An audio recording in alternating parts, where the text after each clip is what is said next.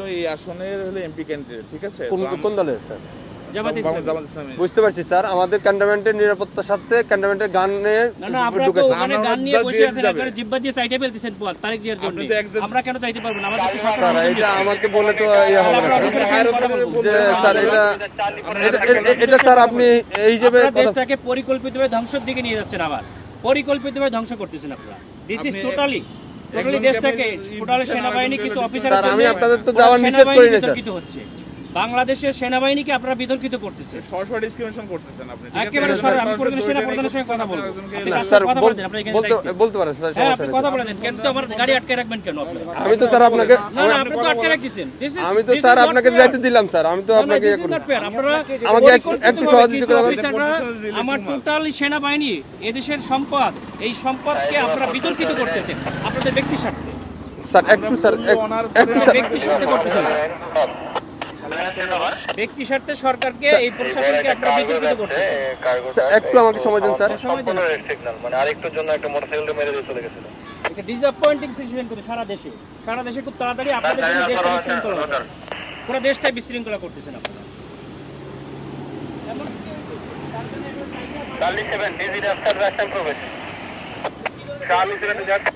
Sir আসসালামু আলাইকুম sir, কপাল নিজাম সালিনান থেকে স্যার।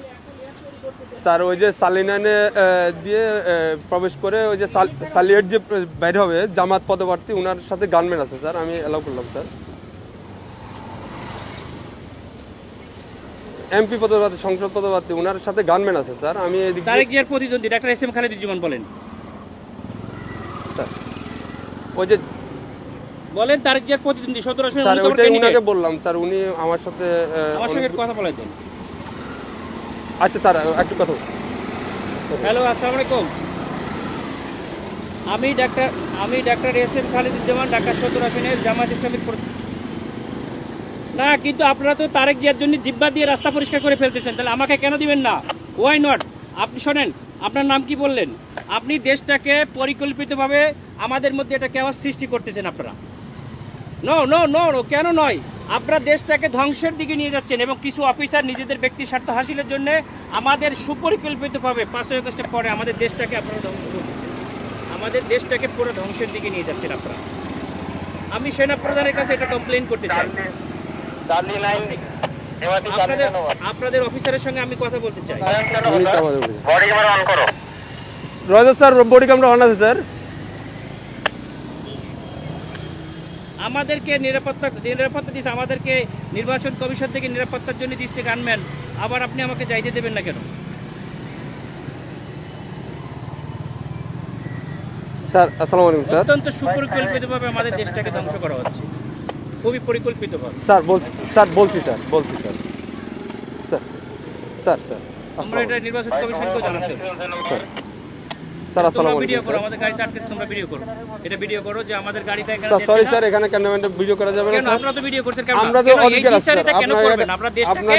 আপনারা দেশটাকে পরিকল্পিতভাবে কেন ধ্বংসের দিকে নিয়ে যাচ্ছেন বাবা? স্যার বুঝতে অনেক পারছি মানুষ স্যার, রক্ত আমি দিয়েছে, আপনার কথা বুঝতে অনেক পারছি স্যার। মানুষ রক্ত দিয়েছে, আপনারা আর রক্ত নিয়েন না আল্লাহর রাস্তে। দেশটাকে সেনা প্রধান অত্যন্ত ঐতিহাসিকভাবে দেশটাকে এভাবে রক্ষা করছে। স্যার আমি তো আপনাকে যাইতে নিষেধ করি না স্যার। হ্যাঁ, আমি তো আপনাকে বলছি আপনি যান স্যার, কিন্তু আমাদের ক্যান্টনমেন্টে গান নিয়ে অস্ত্র নিয়ে ঢুকা নিষেধ, এটা স্যার। এটা আপনাকে কেন দিচ্ছে? ক্যান্টনমেন্টের জন্য না স্যার, ক্যান্টনমেন্টের জন্য আমরাই নিরাপত্তা দিচ্ছি পার আপনাকে হয়ে যাবো বলছি, আমরা তো পার হয়ে যাবো স্যার। এটা ঠিক আছে, আমরা তো পার হয়ে যাবো। আমার কথা ভিতরে কোনো প্রবলেম হয়ে থাকে তাহলে আপনার এই ড্রাইভারটা ক্যান্টনমেন্ট নেবে। আমার এরপরে কে দেখবে? এরপর স্যার আপনি ওই ক্যান্টনমেন্ট পার হওয়ার পরে আপনার গানম্যান থাকবে স্যার। আমার এখান থেকে গানম্যান থাকবে না, তখন আপনার দল দিয়ে পিটাইবেন আর আপনারা অন্য দল দিয়ে পিটাই আপনাদের দেখবেন, মজা দেখবেন। ক্যান্টনমেন্টের ভিতরে তারেক জিয়ার সঙ্গে তো আপনারা হাজার হাজার রক্ত নিয়ে যাচ্ছেন, কেন নিয়ে যাচ্ছেন? স্যার এটা এখন আমি আপনাকে জবাবটা আমি দিতে পারতেছি না। কেন পারবেন না? আপনার যদি আপনি যদি কোনো সমস্যা, আপনারা তো প্রশাসনের লোক, আপনাদেরকে স্যার জবাব বুঝতে দিতে হবে। আমাদের যদি কোনো ইয়া থাকে, আপনার যদি কোনো কমপ্লেইন থাকে, আপনি তো স্যার বললেন যে আমাদের স্যারের সাথে কথা বলবেন, আপনি কথা বলেন স্যার। আমি তো আপনার ওই ইয়াটা দিতে পারবো না, আমরা পারবো না, এটা অসহায়ত্ব প্রকাশ কেন স্যার। এটা তো আমার যেটা নিয়ম স্যার, রুলস আপনারা পরিকল্পিতভাবে দ্বিচারিতা কেন করবেন স্যার? এই জন্যই স্যার আপনি এই কমপ্লেইনটা করেন স্যার। আমি তো এই না সেটা কমপ্লেইন আপনারা কোথায় করবেন? আপনি তো বললেন যে সেনাপ্রধান স্যারের সাথে কথা বলবেন, ইলেকশন কমিশনের সাথে কথা বলবেন। বলছে স্যার গানম্যান নিয়ে অ্যালাউ নিষেধ স্যার। আপনার যেতে গেলে এমনিতে আমার কাছে সহযোগিতা করতে হবে স্যার। একটু সহযোগিতা করেন স্যার প্লিজ। না, না, সহযোগিতা না, আপনারা অত্যন্ত পরিকল্পিতভাবে দেশটাকে ধ্বংস করছেন, দেশটাকে রক্ষার দায়িত্ব আপনাদের। তাই না? স্যার আমরা তো আপনারা পরিকল্পিতভাবে দেশটাকে ধ্বংসের দিকে নিয়ে যাচ্ছে। বুঝতে পারছি স্যার, এটা তো সুন্দরভাবে আমাদের দেশটাকে একটা কেওয়াস সৃষ্টি করতে যাচ্ছে মানে লেভেল একটা এজেন্ট হিসেবে, একটা পরিকল্পিত স্যার ক্যান্টনমেন্টে আপনি হয়তোবা জানেন কিনা জানি না, ক্যান্টনমেন্টে এই যে এই রুলস গুলা আপনাকে ফলো করতে হবে স্যার। আমরা আমরা স্যার ক্যামেরা এমন আছে স্যার, ক্যামেরাটা একটু অফ রাখতে হবে। মোবাইলে আপনার ইয়াতে রাখেন, আপনি কথা বলতে কথা বললেন, সমস্যা নাই স্যার। মোবাইল হাতেও রাখা যাবে না।